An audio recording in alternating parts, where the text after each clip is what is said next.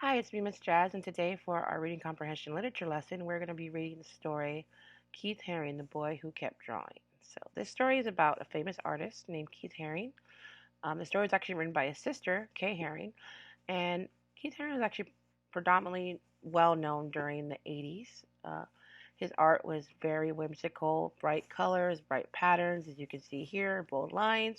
We're going to learn a little bit more about the artist himself from childhood to how he became famous, and I want you guys to keep thinking about how his art makes you feel. And the cool thing about this book also is that Kay, his sister, actually used real drawings and real stuff he did as a kid, as a child, as a teenager, and implicated into the book. So let's get started to learning more about the artist Keith Haring. Keith Haring, The Boy Who Just Kept Drawing, by K. N. Haring, illustrations by Robert Newbecker.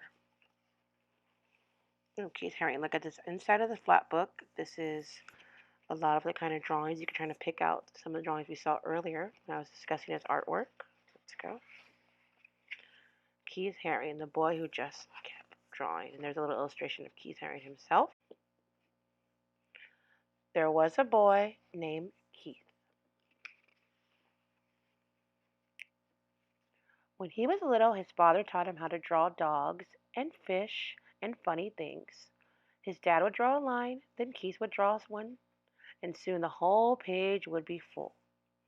From that time on, Keith never stopped drawing. So if you guys look at the pages here, the ones that Keith is drawing, those are actual real doodles that Kay, his sister, put in. These are real drawings that Keith did when he was about your age, probably 9, 10, 11. In elementary school, while taking tests, Keith would doodle on the edges of his paper. When he handed in his work, his teacher would ask, "Why did you doodle on this important paper?" Keith didn't answer. He went back to his desk and he just kept drawing. Do you guys ever find yourself doing that? I sometimes doodle while I'm doing something. Little drawings, little characters. You never know. Maybe it's something that helps you ease your brain, helps you learn, be creative more. It's always fun to try to be creative. Sometimes Keith invited his friends to draw in his backyard clubhouse. Keith made symbols and said each one represented a letter of the alphabet. His friends asked, "Why do you use symbols to write?" Keith drew more symbols. It was his way of answering their question. He encouraged his friends to join him. So if you see here what he's putting up, that's his own kind of like pictograph, his own symbols that he used as a language. So it's kind of cool. Maybe you can look at it and try to decipher something with your own friends. If you did coding like that before, you could create your own little code, have a cipher, and try to have secret notes between you and your friends or your siblings. As a teenager, Keith liked to draw in his bedroom with music playing loud. He would draw on every piece of paper he could find. His mother had to yell over the music, "Why can't you turn that music down and go outside or ride your bike?" But Keith had sold his bike to buy art supplies, so he answered, "Look at the cool drawings I did." And he just kept drawing. Now, all over these pages are more drawings that Keith did. You can see there's different kinds of styles he used. He used mostly like pen and marker and little characters, like cartoony characters. And then you can see that he started using different kind of patterns on this one page. When Keith was in high school, he won first prize for his art. A successful couple from town offered to buy his drawing. Keith said, "No, thank you. If you enjoy my art, you may hang it on your wall. No charge." Keith's sisters were shocked. "Why didn't you take the money?" they asked. Keith shrugged. He just wanted to keep drawing. So again, here's the real art that he won first place was when he was in high school. Pretty cool, right? Keith graduated from high school and went to the big city of Pittsburgh to a school that would teach him about art. There were boys on the streets trying something new, breakdancing. He liked the crazy shapes of their bodies as they turned and flipped on the ground. While the music played loud, Keith started drawing wiggly lines. His teacher asked him, "Why are you drawing pictures that look like scrambled bodies? This is not what we told you to draw." Keith knew how to draw. He just wanted to draw in different ways, and he kept drawing. So as you can see here, the dancers, and there's another artwork of Keith that he used, and he kind of just liked drawing. It's always good to just express yourself creatively, and I think that's what Keith liked doing. Keith moved to the huge city of New York, where he was when he was 20, so he could draw with other artists. He started to draw all over the city on walls, on sidewalks, and on paper that he hung on lampposts. His drawings were washed away by the rain or torn down by street cleaners. Other artists asked Keith, "Why do you draw in places where your picture's going to be erased?" Keith didn't hear them. He was searching for another wall so he could keep drawing. Now, if you notice the characters, there's some characters that Keith used a lot in his drawings. We have over here the little baby that's called the Radiant Baby, or the Radiant Baby. And you have this little monster looking guy. He drew that too as well. And the barking dog. There's a dog up there. And if you notice the crown in the middle, that's kind of a throwback to represent someone that Keith really admired and was another artist who started doing kind of graffiti artwork in the late 70s, early 80s, Jean-Michel Basquiat. And he's a really good artist too that you could probably check out. Keith got a job delivering packages and sometimes rode the subway. One day he saw a panel of black paper on the wall in a station. He rushed outside to buy chalk and come back and he began to draw. The white chalk made bright, smooth lines on the black paper. Day after day he filled the empty panels in the subway stations with art.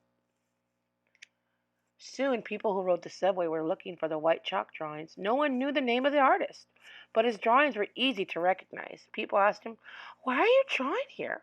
What do your pictures mean?" Keith said, "What do you see? You decide what they mean." So as you can see, these are real chalk drawings that were seen in the subway that he drew during the early 80s.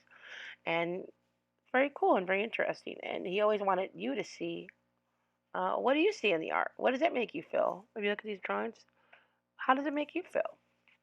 When where Keith lived, there was trash on the street and people didn't always say hello to each other. One day he and his friends cleaned up 20 bags of garbage in front of a long wall.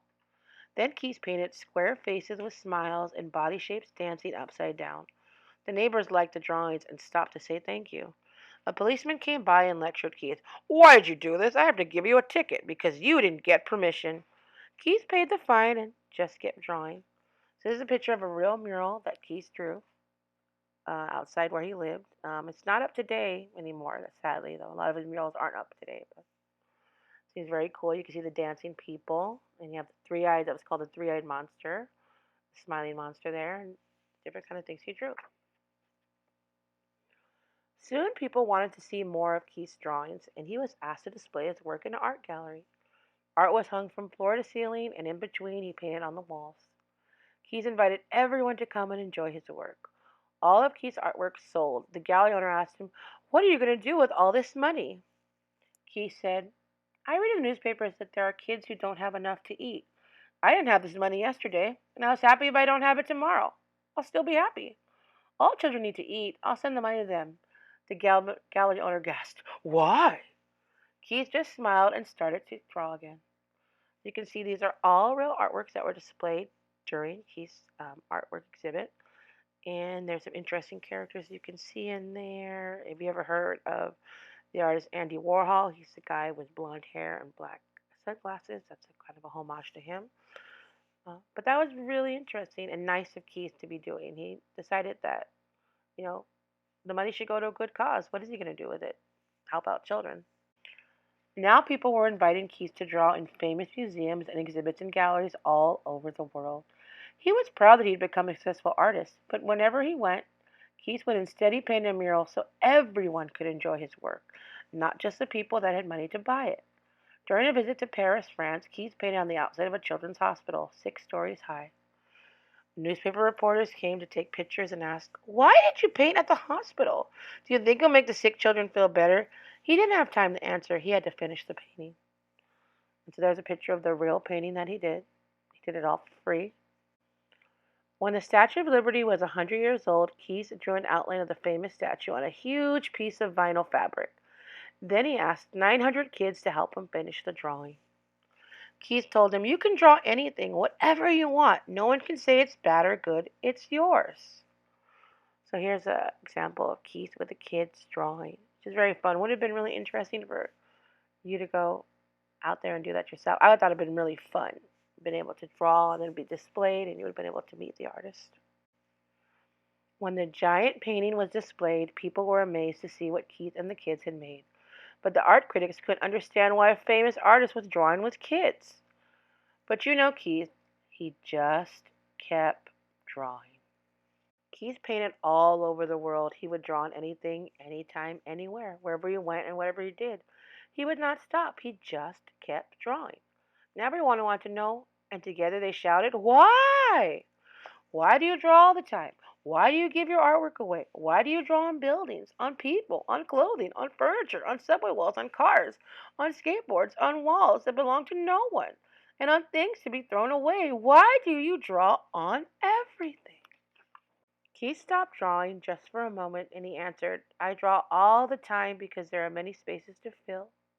I give my drawings away to help make the world a better place.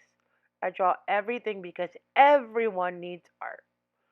Then Keith turned back to the street, took a piece of chalk from his pocket, and just kept drawing.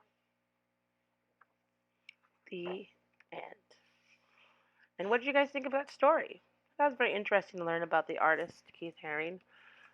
He had a quote where he said that art is for everyone. He said it didn't really matter if you were rich or poor, that you didn't have to know anything about art to experience or love it because it was kind of an expression. And I think he's a one good artist to really study and understand that his goal was to help people out and show everybody art. And sometimes it's hard to understand art when you're young, but his goal was to make sure kids liked art and liked drawing. And there was really no wrong way to do it. So hopefully you enjoyed Keith Haring, the boy who just kept drawing, and maybe it'll inspire you to start drawing yourself. So again, thanks. See you later, guys.